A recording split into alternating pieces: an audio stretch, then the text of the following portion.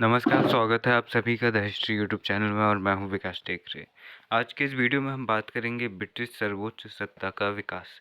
किस तरह से भारत में ब्रिटिश जो सर्वोच्च सत्ता है उसके डेवलपमेंट की शुरुआत होती है और हम विभिन्न प्रकार की नीतियों की बात करेंगे कि ब्रिटिश सरकार हो या फिर ईस्ट इंडिया कंपनी ये किस तरह की नीतियों का पालन करते हैं।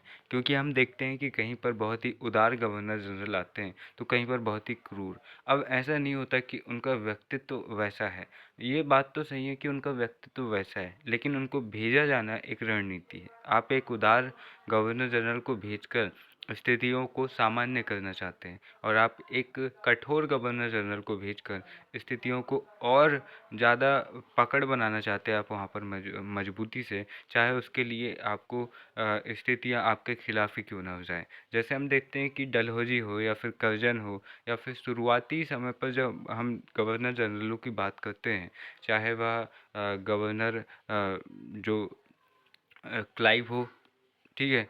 और फिर उसके बाद में फिर आप जो आते हैं वारेन हेस्टिगस, फिर बेलेजली कॉर्नवालिस हो या बेलेजली हो या फिर हेस्टिगस हो।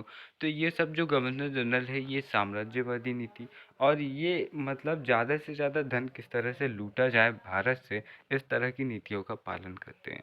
उसके बाद में आप देखिए कुछ समय पर आपको बहुत ही उदार गवर्नर जनरल देखने को मिलेंगे, जैसे विलियम बेंटिंक हुए, ऑकलैंड वगैरह हुए या फिर जो एलन बरो वगैरह हुए, जो सामाजिक सुधार करने पर ज़्यादा बल देते हैं।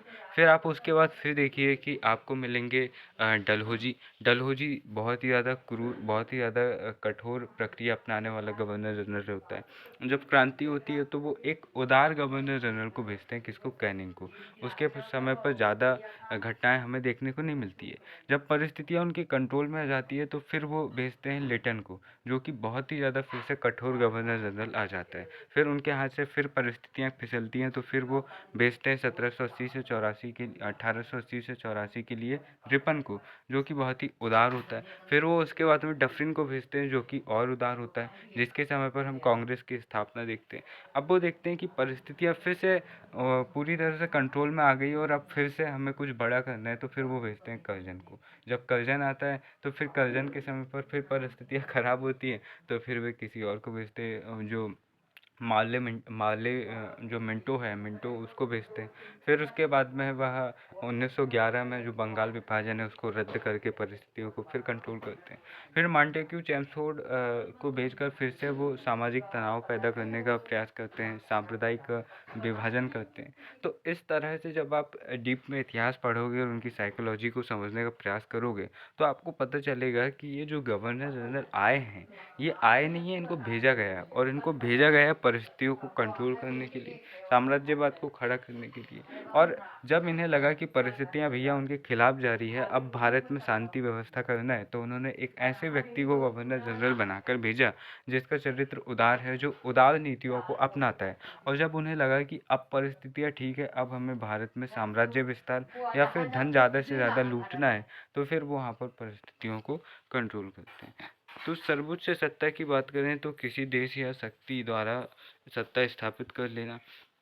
1910 ईस्वी में ली वार्नस ने इसके 3 चरण बताए हैं। उन्होंने the native stars of India नाम की एक किताब लिखी और उसमें उन्होंने ये 3 चरण बताए। पहला आता है रिंग फेंस की नीति, जिसको कहते हैं घेरे की नीति। 1813 ईस्वी तक ये चलती है। फिर दूसरी जो पॉलिसी उनकी रहती है वह रहती है अधीनस्थ पृथक्करण की नीति, 1813 से 1858। इस दौरान हम ये देखते हैं कि ये अलग अलग राज्यों में संधियां करके या फिर अलग अलग तरीके से राज्यों को अपने में मिलाने का प्रयास करते हैं, ठीक है।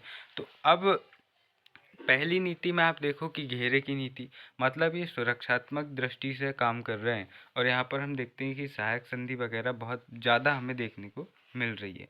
वहीं आप अधीनस्थ पृथक्करण की नीति, पृथक्करण की बात यहाँ पर हो रही है, तो यहाँ पर ज़्यादा से ज़्यादा राज्यों को मिलाया जाता है, चाहे वह सिख राज्य हो, मराठा हो, मैसूर हो, चाहे फिर वह कोई और राज्य हो। हालांकि मैसूर और मराठा वगैरह तो घेरे की नीति में मिला लिए जाते हैं, लेकिन जो सिख राज्य है या फिर उन्हें पूरी तरह से कमज़ोर करके ब्रिटिश प्रशासन में मिलाने का काम इस समय पर होता है अधीनस्थ पृथक्करण की नीति में।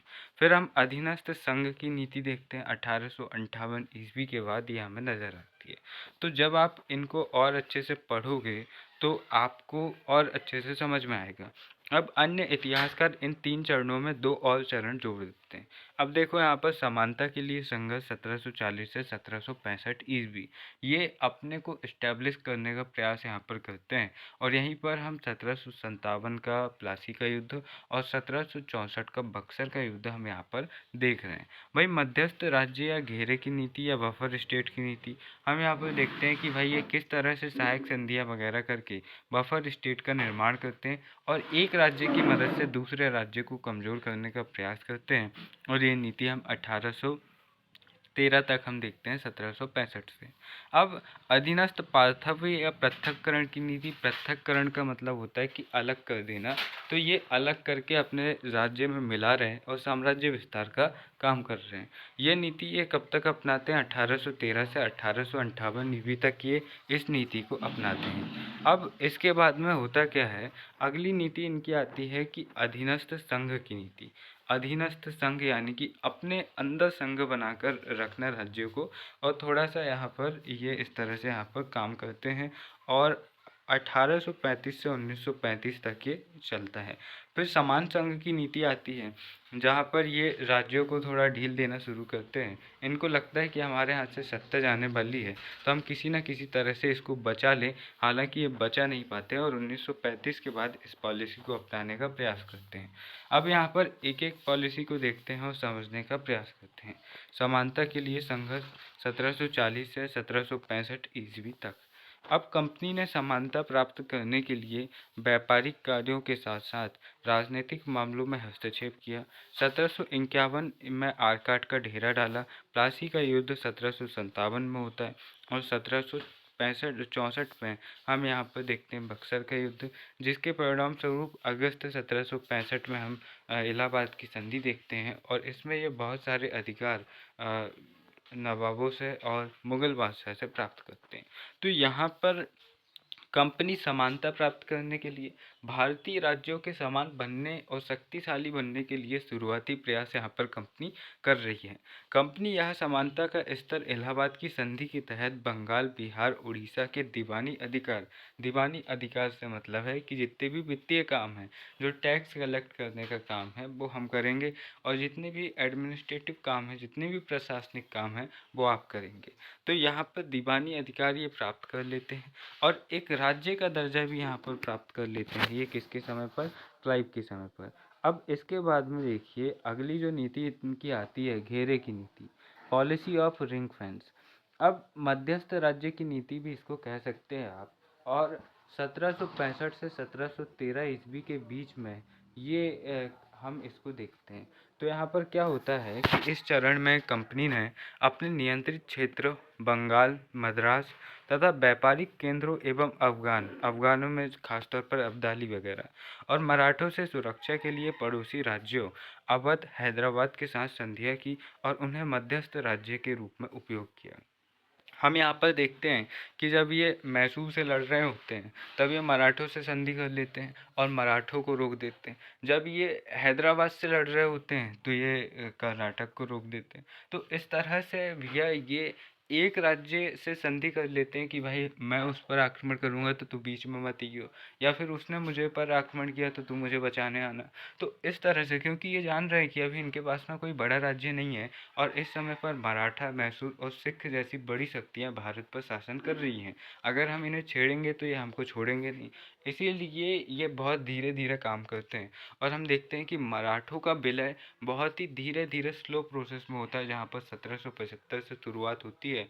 1818 में जाकर वह एक लंबे समय में 25 35 45 साल में, वही 42-43 साल में जाकर वह प्रक्रिया समाप्त होती है और मराठों का विलय यहाँ पर होता है। तो ये एक बहुत ही जटिल प्रक्रिया होती है और इसको अपनाने के लिए बहुत ही कूटनीतिक चलते हैं।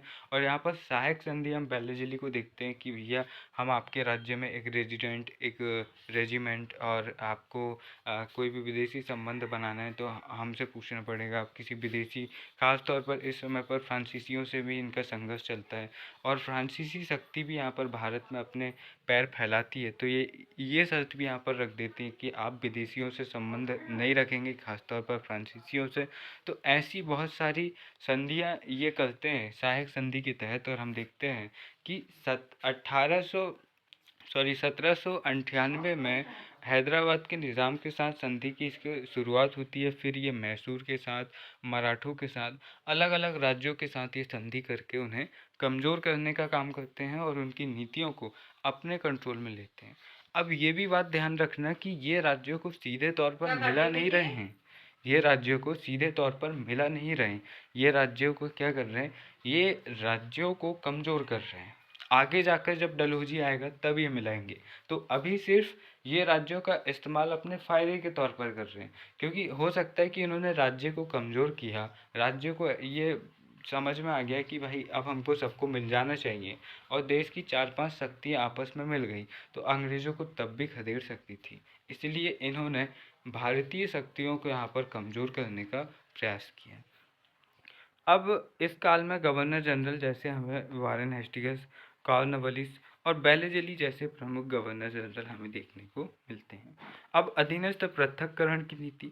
अब इस अधीनस्थ पृथक्करण की नीति में क्या होता है कि 1813 से 1858 ईस्वी तक ये आती है और इसमें ये अपने अधीन करने का प्रयास करते हैं और उसके लिए किसी भी हद तक गुजरने को तैयार होते हैं।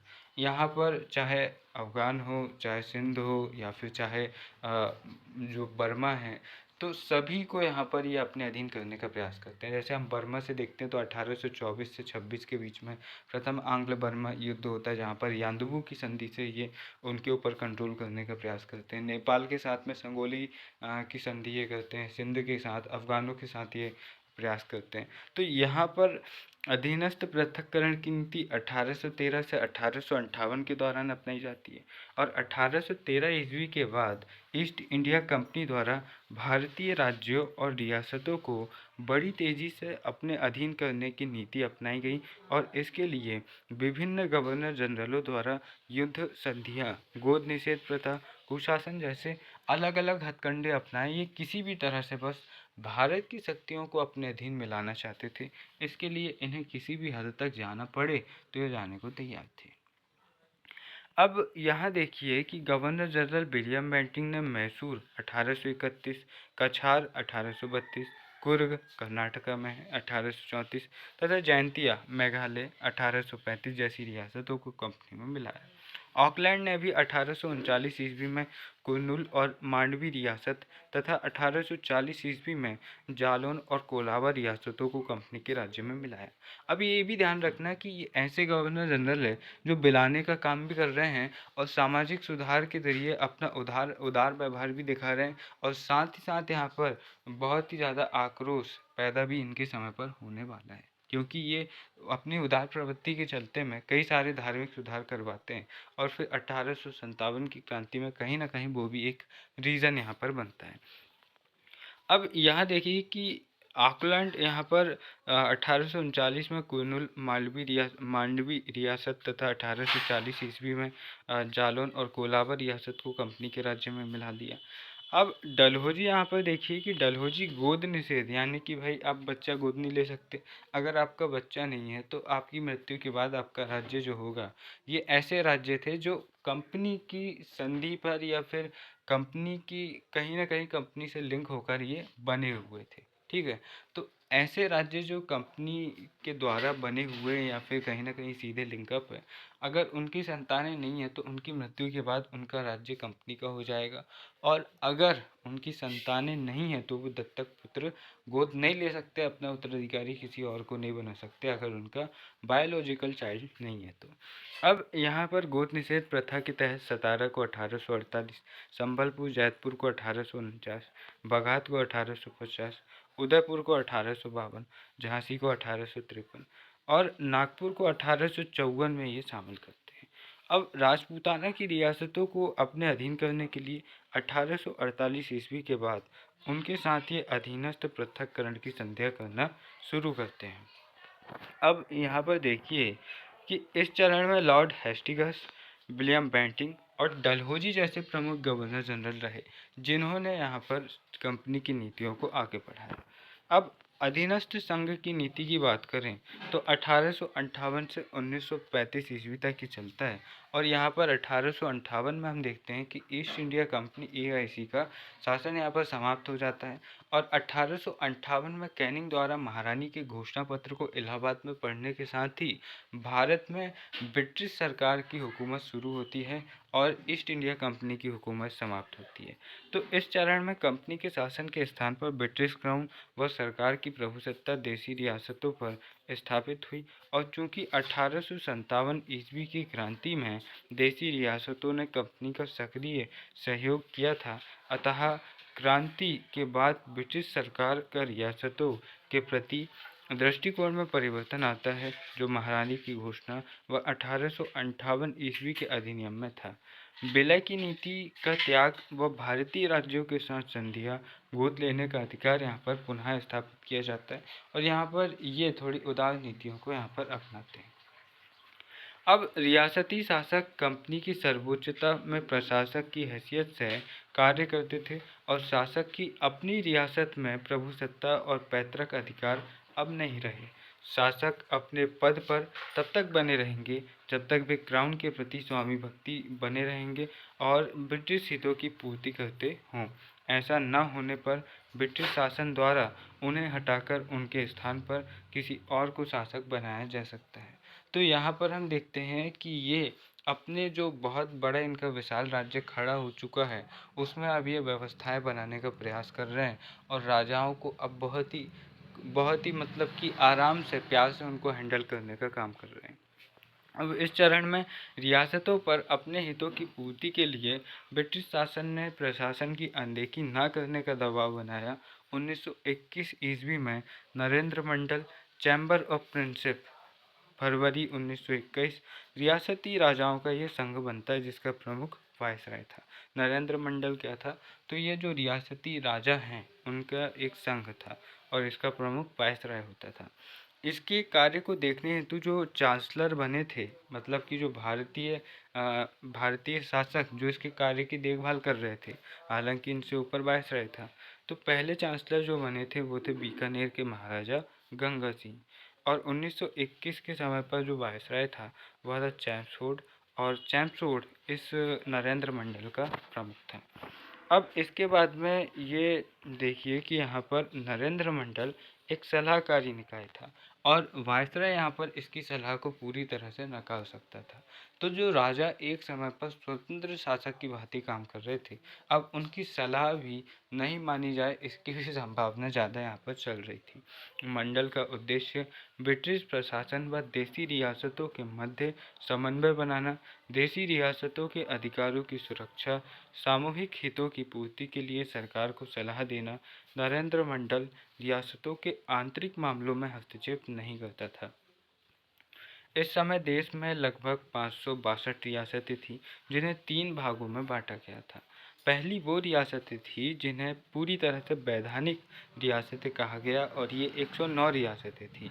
इन्हें समान अधिकार प्राप्त थे, और नरेंद्र मंडल में इनका प्रभाव ज़्यादा था। नरेंद्र मंडल में इन 109 रियासतों के एक-एक प्रतिनिधि यहाँ पर शामिल थे, यानी कि यहाँ पर से 109 प्रतिनिधि शामिल थे।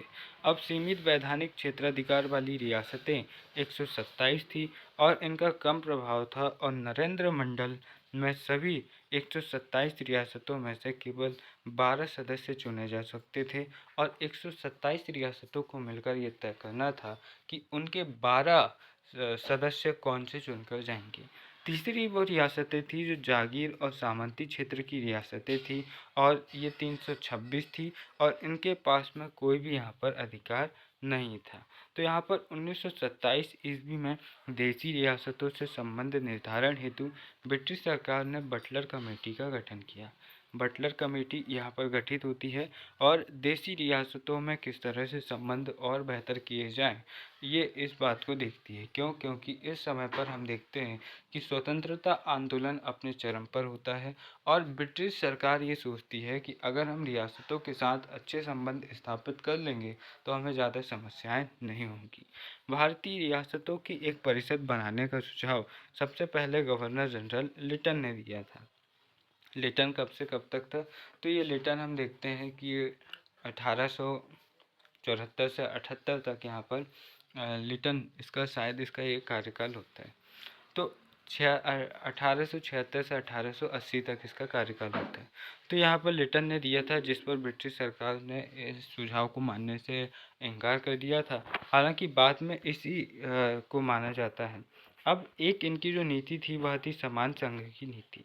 तो 1935 के बाद इस नीति को अपनाया गया और ब्रिटिश सरकार और रियासतों में बढ़ते राष्ट्रवाद तथा राजनीतिक जागरूकता को नियंत्रित करने तथा ब्रिटिश शासन के हितों को सुरक्षित बनाए रखने के लिए ब्रिटिश सरकार द्वारा रियासतों को साथ लेकर समान संघ बनाने हेतु 1935 के एक्ट में प्रावधान किया गया, जिसमें रियासतों द्वारा सक्रिय भूमिका नहीं निभाए जाने के कारण यह संघ निर्माण योजना असफल रही। तो यहाँ पर कुछ 5 नीतियाँ थी जिनके जरिए हम ये जान सकते हैं कि किस तरह से अंग्रेज़ों ने भारत पर रूल किया और किस तरह से इन्होंने नियम बनाए। अक्सर हम जब सामान्य तौर पर चीज़ों को पढ़ते हैं तो हम ये देखते हैं कि अंग्रेज आए और उन्होंने हम पर शासन किया। हम ये भूल जाते हैं कि उनका शासन पूरी तरह से वेल प्लान्ड था। उन्होंने जो जो किया वो एक रणनीति के तहत था। एक गवर्नर अगर कोई आ रहा है तो उसके पीछे 10 लोग अपना दिमाग लगा रहे हैं कि हम इसको भेजें या नहीं भेजें। तो इस तरह से मनोवैज्ञानिक दृष्टि से या फिर ये भी जानना कि ऐसा हुआ तो क्यों हुआ, जब आप ये जानते हैं तो आप वास्तविक रूप में एक अच्छे इतिहास के विद्यार्थी बनते हैं। तो यहाँ पर ये था कि किस तरह की नीतियों का पालन भारत में अंग्रेज़ों के द्वारा किया गया। फिर मिलेंगे अगले वीडियो में, तब तक के लिए नमस्कार, जय हिंद।